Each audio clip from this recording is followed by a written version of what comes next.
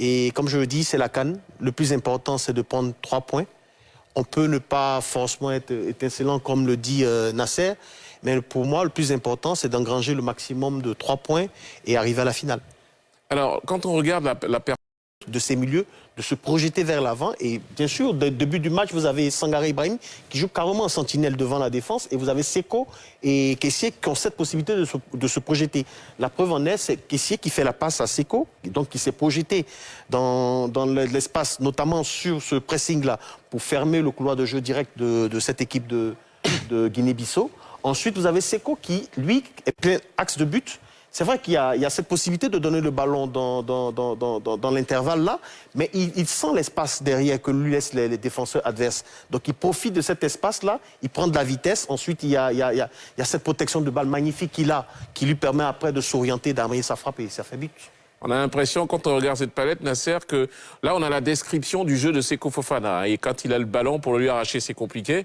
Et quand il a une idée en tête, il va jusqu'au bout. Oui, effectivement. Exactement. Et ça, c'est vraiment son style, là. C'est son style, il a marqué comme ça. C'est vrai, c'était d'un peu plus loin de l'extérieur de la surface face à la Gambie, lors de la deuxième journée des éliminatoires de la Coupe du Monde. Face au Maroc, il en a tenté pas mal ici au stade Félix Houphouët-Boigny en match amical. Malheureusement, ce jour-là, ça n'avait pas voulu rentrer, mais c'est vraiment son style. À tel point que je me demande s'il ne faudrait pas le positionner en numéro 10, finalement, parce que c'est sa zone préférentielle. Mais moi, je veux noter la passe là de Kessié. Vous voyez, quand Kessié hérite du ballon, juste un contrôle, une passe. Ça permet déjà de mettre 4 joueurs bissau-guinéens dans le vent. Et bon, c'est vrai, derrière, il y a un qui vient un peu voilà, dans les pattes, entre guillemets, hein, de Seko Fofana pour le gêner. Mais bon, avec sa corpulence et sa carrure, il arrive à se défaire. Mais le marquage quand même du numéro 4, Mendes, je crois, défenseur bissau-guinéen, est léger. Il accompagne vraiment Seko Fofana. Après, je pense que ce qui est magnifique aussi sur cette passe de Kessié, c'est qu'on a tout de suite, là, dès que Kessié réceptionne le ballon, on a tout de suite Seko qui se présente dans l'espace.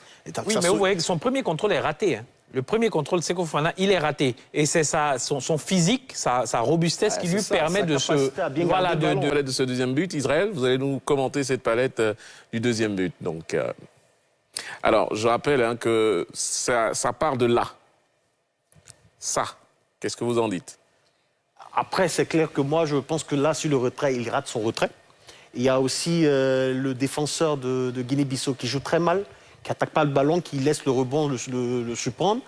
Et derrière, vous avez Crasso qui a cette capacité quand même d'enchaîner sur un contrôle. Il arrive avec son contrôle à passer devant l'adversaire. Et bien sûr, voilà, là, tout ça, il passe devant l'adversaire et puis ensuite, il enchaîne. Il est sur son bon pied d'ailleurs. Il enchaîne, mais je pense que sur une telle action, il y a aussi le gardien qui ne fait pas le boulot derrière. Mais sur la capacité de Crasso, là, dans cet espace-là, avec 2 défenseurs autour de lui, de pouvoir enchaîner, c'est quand même assez magnifique. Voilà. C'est l'initiative déjà en tant que buteur d'enchaîner là, attaque. J'attaque le ballon, après je me repositionne entre le ballon et l'adversaire pour pouvoir mieux me positionner, prendre un temps d'avance et enchaîner. Je pense que là, c'est magnifique. Mais c'était pas évident parce que déjà, on voit que le retrait, là, il est raté parce qu'il est carrément dans le flanc de jeu de l'adversaire. Après, l'adversaire se laisse surprendre. Je pense qu'il n'est pas assez concentré pour attaquer le ballon.